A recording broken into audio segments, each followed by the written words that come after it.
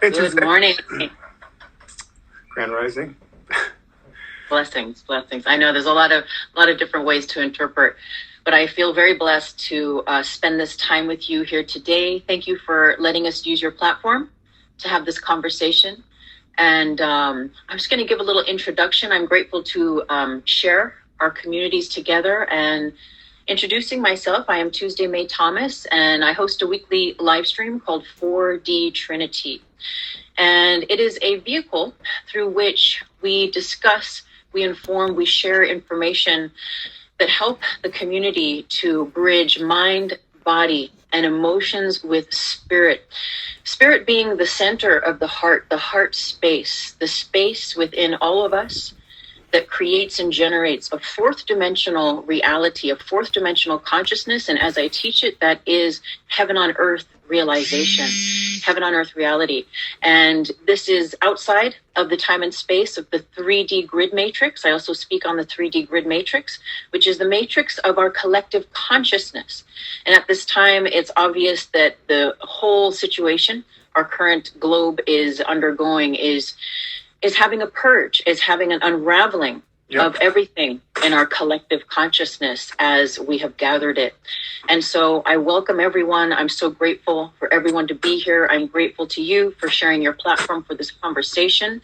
We are going to be speaking about orgone, 5G, and our health. And I'm sure any other little pathways we are guided to speak on. And I will just share first that if this does go over the hour, we're going to go ahead and just stop and come back in and reset, right? Sure, that works. Yeah.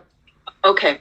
So I do want to introduce you to folks that might be joining from my side of the tracks, and I want to also let you introduce yourself. But first of all, you're here on Instagram, The Organized Earth, and your website is Let's Organize Earth.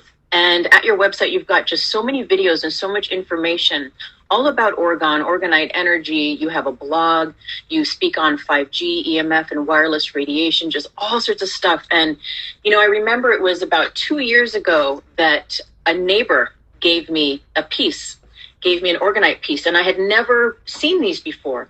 And I got hip to it. And as soon as I learned what it was, instinctively, I put it right next to the Wi-Fi router. And shortly thereafter, I found you on Instagram, and I was like, I'll follow this dude and see what's up, and start to educate myself a little more.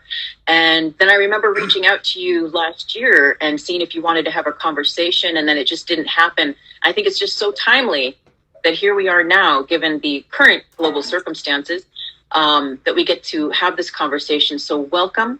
I'm so grateful you're here. And yeah, thank you. And if you would please just introduce yourself and tell us, I'm just so curious how you got started on this journey with orgone.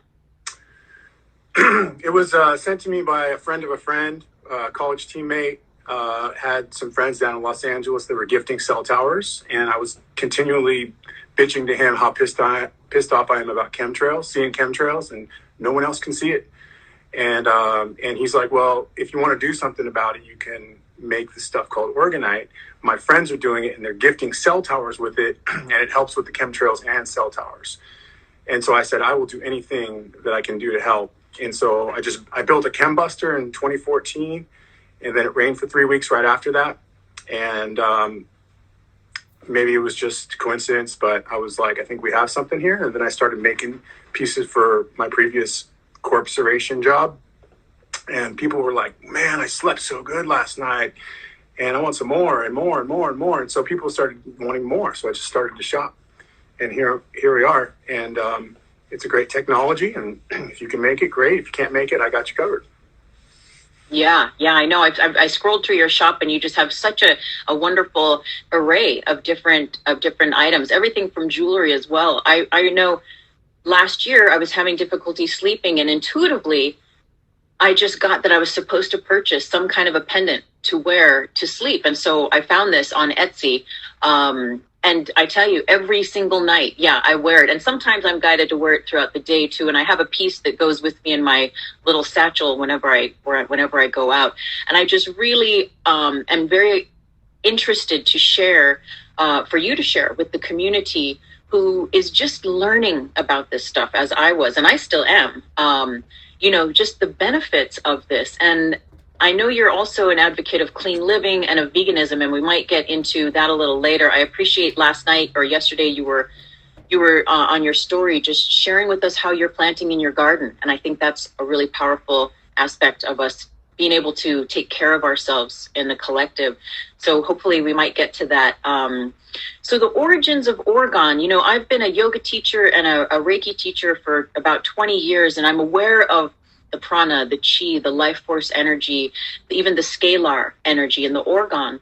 But when my neighbor gave me my first piece, and I was like, oh wow, we can actually, there's a way to create this on a third dimensional structure that will actually emit the similar frequencies. Can you tell us how it works? Because I know there's resin, there's crystals, and then there's like precious metals in there. Can you break it down for us, please? Yeah. So I get a lot of questions, and I'm sorry that I can't answer them all. Like my DMs, I just can't keep up with the DMs. And there's comments on my YouTube videos, and I can't keep up with them. But I'll try to just kind of summarize. My elevator speech on how it works is the EMF's always going to be there. Okay. The only thing that can block EMF is a Faraday cage. Okay. So if you want to block the radiation and the millimeter waves from 5G from penetrating your house, you're going to have to Faraday cage your whole house.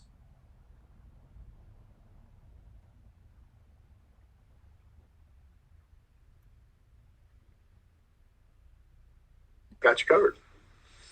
Yeah, I know. I scrolled through your shop, and you just have such a wonderful array of different items, everything from jewelry as well. I know last year I was having difficulty sleeping, and intuitively I just got that I was supposed to purchase some kind of a pendant to wear to sleep. And so I found this on Etsy.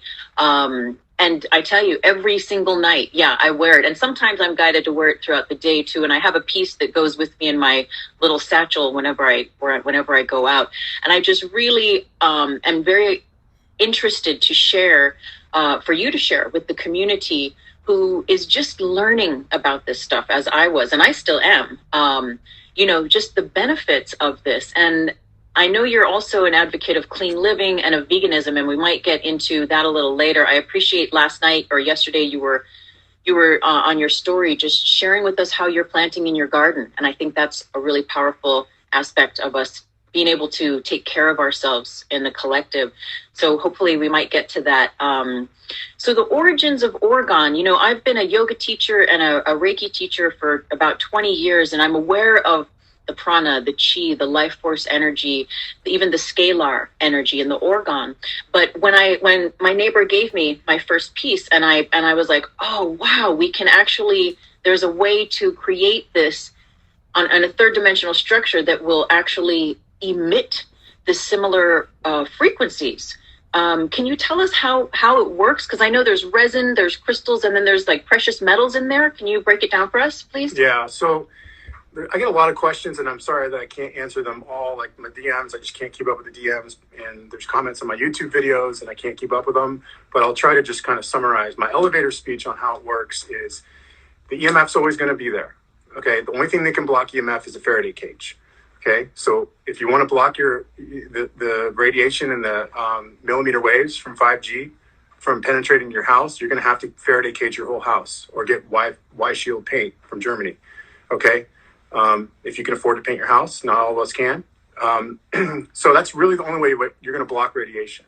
Okay, now Wilhelm Reich found that dead energy is produced by EMF, and it's also attracted to EMF.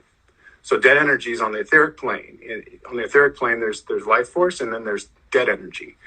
And so the dead energy, what Orgonite does is it works on the etheric plane, and so you're not going to see it affecting EMF readings, like the EMF detectors and stuff, So the EMF's still there, but the dead energy that's produced by that EMF is going to be converted to life force.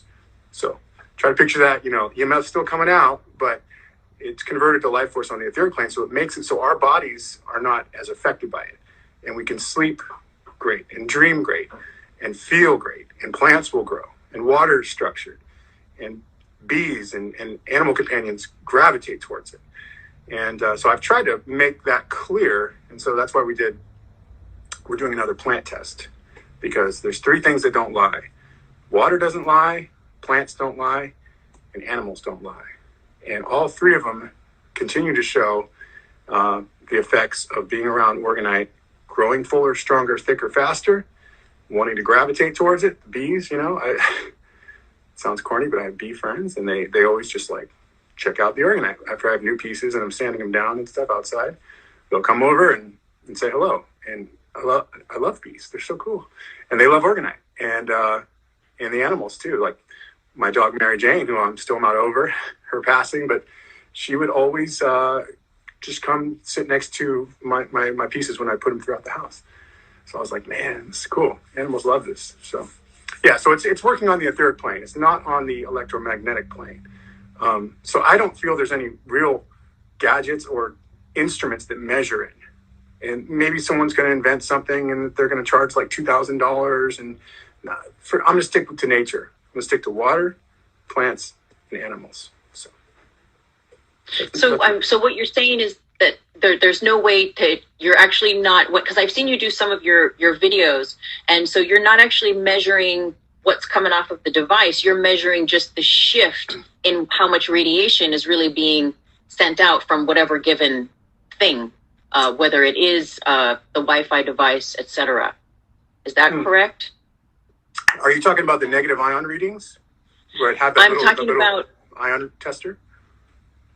Yes, because I know there's positive ions, which are not so good for us, but then the negative ions are good for us. Right. So what I've shown with those ion tests is the fluctuation, the fact that it's pulling in the ether and converting it and repelling. So it's this constant push and pull.